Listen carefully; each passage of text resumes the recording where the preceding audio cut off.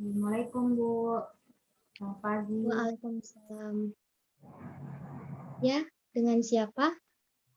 Perkenalkan Bu, nama saya Yuyun Tafidatul Hikmah Bu.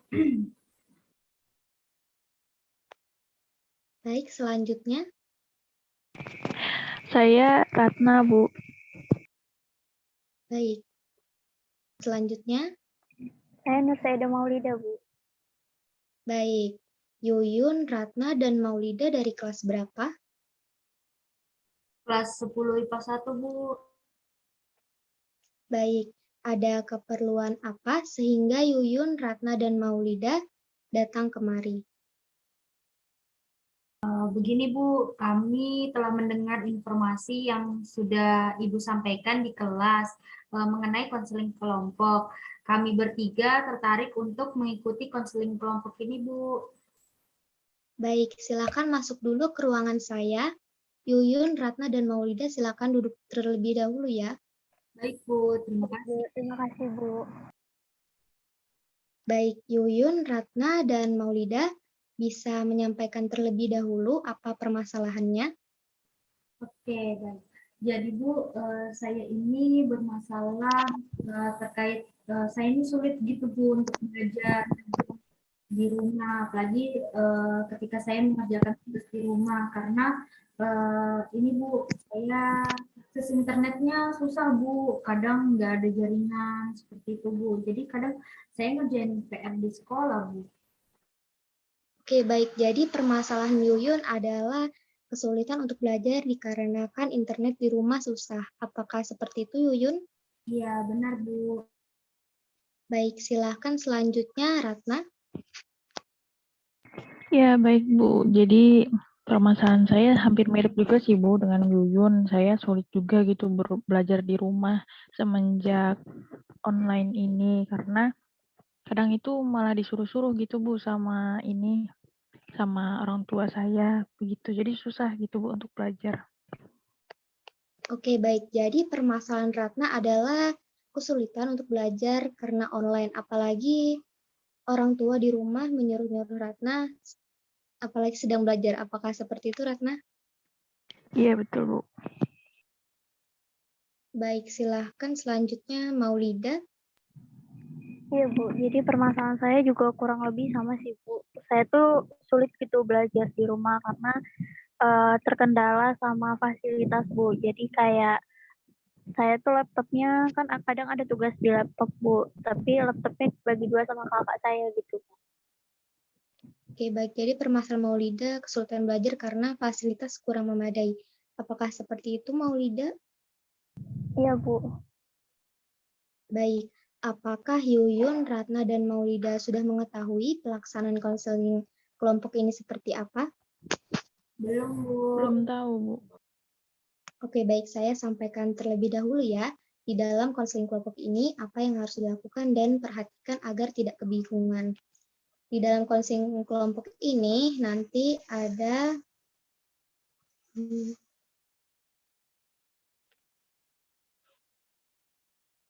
seleksi dan komposisi anggota kelompok. Kemudian ada menetapkan peraturan dasar dan harapan utama. Kemudian yang ketiga ada prosedur konseling kelompok. Yang keempat ada jenis kelompok. Kelima ada durasi dan frekuensi pertemuan. Yang keenam ada jumlah anggota kelompok. Dan yang terakhir ada membuat kesepakatan. Di dalam seleksi dan komposisi anggota kelompok, permasalahan relatif sama dan jumlah anggota terdiri dari 2-8 orang. Kemudian menetapkan peraturan dasar dan harapan utama. Yang pertama, menghadiri sesi secara teratur dan tepat waktu. Diharapkan adik-adik di sini semua mengikuti dan menghadiri konseling kelompok secara tepat waktu dan secara teratur. Yang kedua adalah menjaga kerahasiaan. Nah, diharapkan adik-adik semua untuk menjaga kerahasiaan dalam konseling kelompok dan dilarang untuk membicarakan di luar kelompok konseling. Kemudian yang ketiga, dengarkan baik-baik anggota kelompok lainnya. Nah, ketika teman-teman yang menyampaikan permasalahan di dalam konseling kelompok, diharapkan adik-adik yang lain untuk mendengarkan dengan seksama. Yang keempat, ada jujur, konkret, dan terbuka dalam mendiskusikan masalah. Nah, diharapkan adik-adik di sini jujur, konkret, dan terbuka dalam menyampaikan permasalahannya. Yang kelima dan yang terakhir ada tetapkan tujuan konkret untuk pertumbuhan diri. Nah, diharapkan adik-adik mempunyai tujuan dalam pelaksanaan konseling kelompok. Sehingga dalam konseling kelompok ini adik-adik mendapatkan penumbuhan diri. Ada prosedur konseling kelompok. Di dalam prosedur konseling kelompok ini ada 4 tahapan. Yang pertama ada tahap pembentukan, tahap transisi, tahap kegiatan, dan yang terakhir tahap pengakhiran. Kemudian ada jenis kelompok. Jenis kelompok dalam konseling kelompok ini adalah jenis kelompok tertutup, yang artinya orang lain dilarang masuk dan anggota yang sudah masuk dilarang untuk keluar sebelum konseling kelompok berakhir.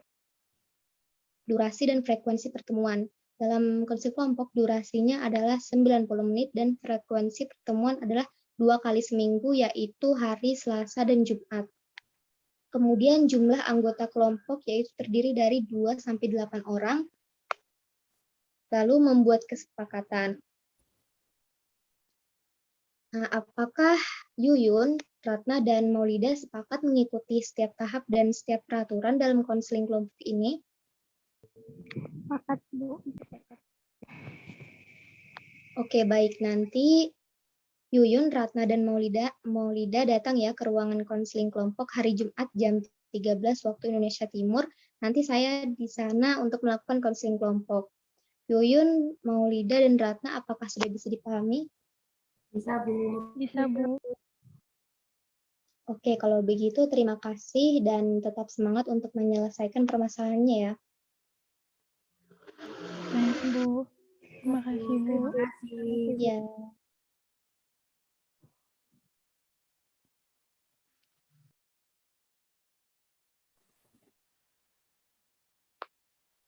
Tok. Assalamualaikum, Ibu. Waalaikumsalam. Iya, dengan siapa? Perkenalkan, Bu. Nama saya Anissa Priscilia. Oke, baik Anissa. Silakan selanjutnya. Bu, perkenalkan juga nama saya Kerin Gracia Megael, Bu. Baik, Kerin. Selanjutnya.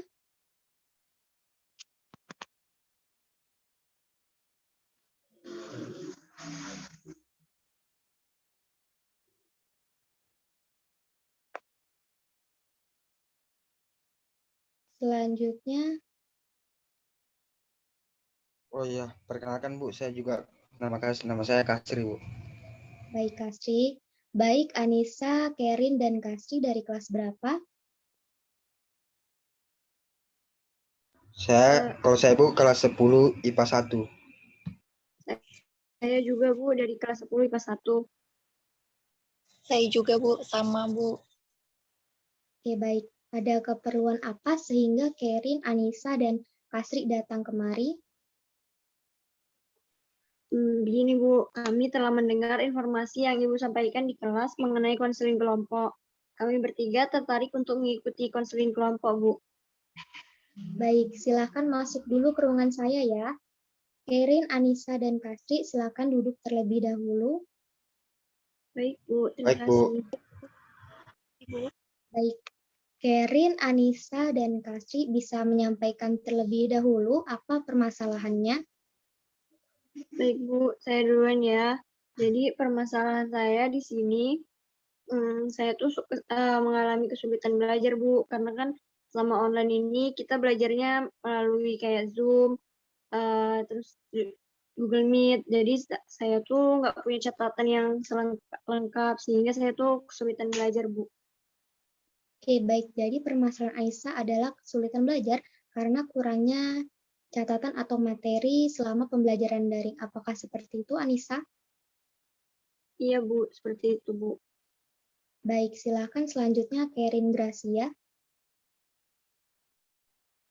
Baik, Bu. Jadi permasalahan saya tuh, Bu, juga hampir sama dengan Nisa mengenai kesulitan belajar.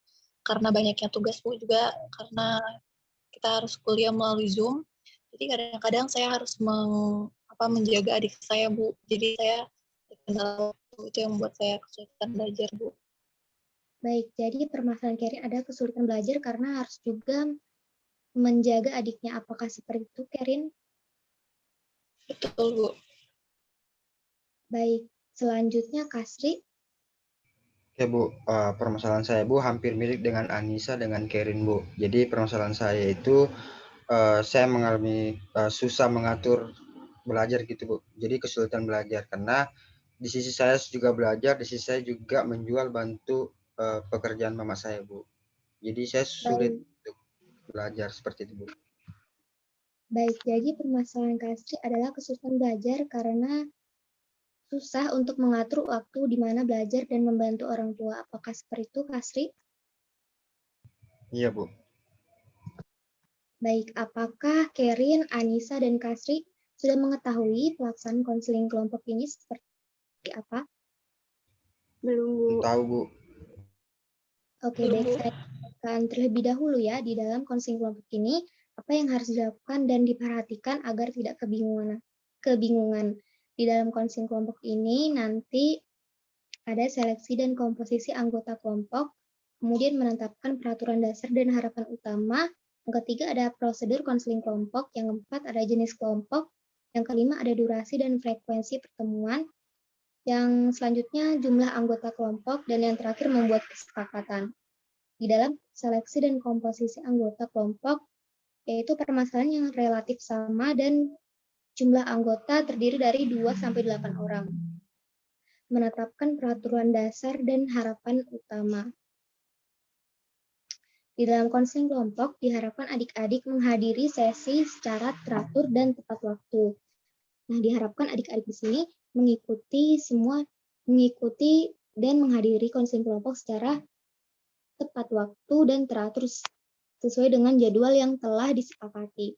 Yang kedua ada menjaga kerahasiaan. Diharapkan adik-adik semua untuk menjaga kerahasiaan di dalam konseling kelompok dan dilarang untuk membicarakan di luar kelompok konseling kelompok. Nah, yang ketiga adalah dengarkan baik-baik anggota kelompok lainnya. Nah, ketika anggota kelompok lainnya berbicara, diharapkan adik-adik yang lain untuk mendengarkan secara seksama. Yang keempat adalah jujur, konkret, dan terbuka dalam mendiskusikan masalah. Nah, diharapkan adik-adik di sini jujur, konkret, dan terbuka dalam menyampaikan permasalahannya.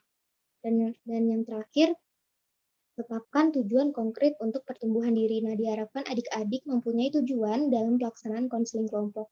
Sehingga dalam konseling kelompok ini adik-adik dapat menumbuhkan diri. Kemudian ada prosedur konseling kelompok. Nah, di dalam prosedur konseling kelompok ini ada 4 tahapan. Yang pertama ada pembentukan, transisi, tahap kegiatan, dan tahap pengakhiran. Jenis kelompok konseling kelompok yaitu jenisnya tertutup.